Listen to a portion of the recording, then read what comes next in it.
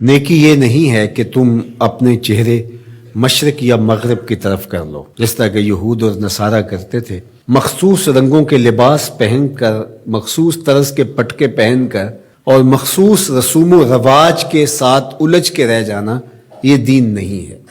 لیس البر، یہ نیکی نہیں ہے، ان تولو، کہ تم پھیر لو، وجوہکم، اپنے چہروں کو، قبل المشرق والمغرب، مشرق اور مغرب کی طرف، ولیکن البر من آمن باللہ، نیکی کیا ہے کہ کوئی اللہ پر ایمان لائے، اس کا دل اپنے رب کو مانے۔ تو نیکی کی حقیقت یہ ہے کہ آپ اپنے رب کے ہو جائیں۔ جب رب کے ہو جائیں گے تو پھر اس کے دیے ہوئے نظام کو آپ من و عن تسلیم کریں گے۔ اٹھنے بیٹھنے سے لے کر انداز معاشرت تک، امور سیاست سے لے کر طرز حیات تک، کاروبار سے لے کر نجی زندگی تک، آپ کی زندگی کا ایک گوشہ اپنے رب کے دیے ہوئے نظام کی مطابقت میں ہوگا۔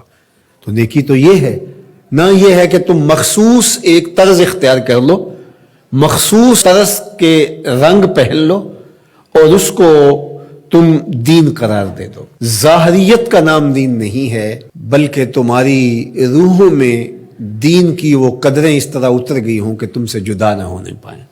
یہاں یہ بات بھی ذہن نشین رہے کہ جو ہمارے اعتقادات ہوتے ہیں ان کا ہمارے عمل پر، رویے پر، طرز زندگی پر ضرور اثر ہوتا ہے۔ عقیدہ ہمارے عمل کی بنیاد ہوتا ہے۔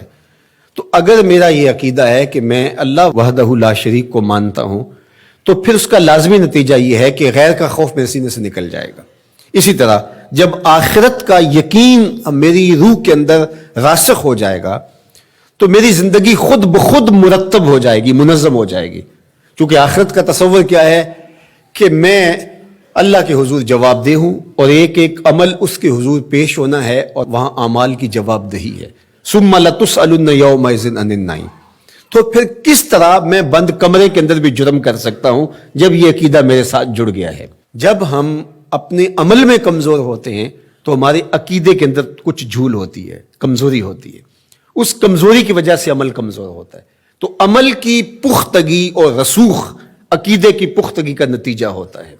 تو اس لیے سب سے پہلے جو چیزیں بیان فرمائی ان کا تعلق جڑا تھا عقائد سے۔ اب دوسری بات جو بر کی تشریح کرتے ہوئے ارشاد فرمایا، وآت المال علی حبہ ذوی القربى والیتامى والمساکین وابن السبیل والسائلین وفی الرقاب، اور مال کو خرچ کرنا علی حبہ، اس کی محبت کے باوصف۔ مال کی اگر محبت یا ضرورت نہیں ہے تو پھر اس کو خرچ کر دینا، صرف کر دینا، یہ کمال نہیں ہوتا۔ کمال اس وقت ہے جب اس کی شدید احتیاج آپ کو بھی موجود ہو۔ اس لیے صحت مند آدمی جو جوان بھی ہو اور اس کو ضرورت بھی ہو، اس کا صدقہ کرنا اس کے صدقے کرنے سے بہتر ہے جو مخمسے کے عالم کے اندر جب موت و حیات کی کشمکش ہو تو وہ صدقہ کر دے، اپنا مال خیرات کر دے۔ عمومی طور پہ ایک مخفی دولت کی محبت جو ہمارے سینوں میں ایک حد تک موجود ہوتی ہے، اور وہ یہ ہے کہ جب اللہ ہمیں مال دیتا ہے تو بعض اوقات کچھ لوگ کہتے ہیں کہ ابھی میں اس مال کو بڑھاتا چلا جاؤں گا اور اپنی ساری ضروریات بھی پورا کرتا چلا جاؤں گا اور بہت حجم ہو جائے گا تو پھر اس سے کوئی بڑا کام کروں گا۔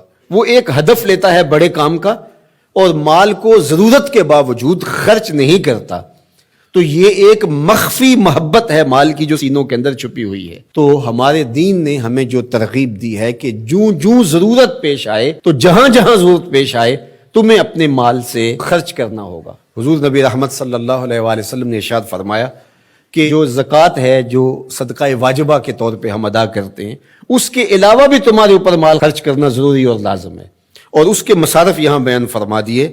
اور وہ مصارف کیا ہے آپ ذرا غور کیجئے۔ فرمایا ذوی القربہ، سب سے پہلا جو رکھا وہ ذوی القربہ، رشتہ دار رکھے۔ باقی لوگوں پر خرچ کرنے سے پورا ثواب ملتا ہے اور رشتہ داروں پر خرچ کرنے سے دوہرا ثواب ملتا ہے۔ والیتامى، اور یتیموں کو، والمساکین، اور مسکین۔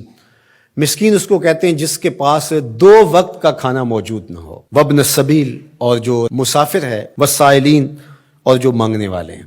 تو اگر اس کے پاس 2 وقت کا کھانا نہیں ہے تو وہ اگر مانگے بقدر کفاف اور 2 وقت کا کھانا مل جائے تو پھر مانگنا ترک کر دے تو اس کے لیے جائز ہے اور شریعت اس کو روکتی نہیں، اور ایسے شخص کو دینا ثواب بھی ہے۔ لیکن جو شخص جمع کیے ہوئے ہو، اس کے پاس موجود ہو، دولت بڑھانے کے لیے یا عادتاً مانگتا ہو، تو ایسے شخص کو نہ دینا چاہیے اور نہ اس کی حوصلہ افزائی کرنی چاہیے۔ وفی الرقاب، اور جو غلام ہیں ان کو غلامی کے بوجھ سے آزاد کرنے کے لیے مال خرچ کرنا. دور موجود کے اندر اگر کوئی قرض میں جکڑا ہوا ہے تو وہ بھی پھنسی ہوئی گردن ہے اس کو. اور میں سمجھتا ہوں کہ اس کے زمرے میں وہ شخص جس کی بیٹیاں جوان ہیں اور اس کے پاس کوئی رقم نہیں ہے کہ ان کی شادی کر سکے اور اس کی مدد کی جائے، تو یہ بھی اس سے ملتا جلتا حکم اس کے ساتھ یہ جڑ جائے گا کہ اس پھنسے ہوئے مجبور کی گردن کو چھڑایا جائے. وَأَقَامَ الصَّلَاةَ وَآتَى الزَّكَاةَ، اور نماز قائم کرنا اور زکوٰۃ ادا کرنا. وَالْمُوفُونَ بِعَهْدِهِمْ إِذَا عَاهَدُوا، اور عہد کو پورا کرنا جب وہ عہد کر بیٹھے. وَالصَّابِرِينَ،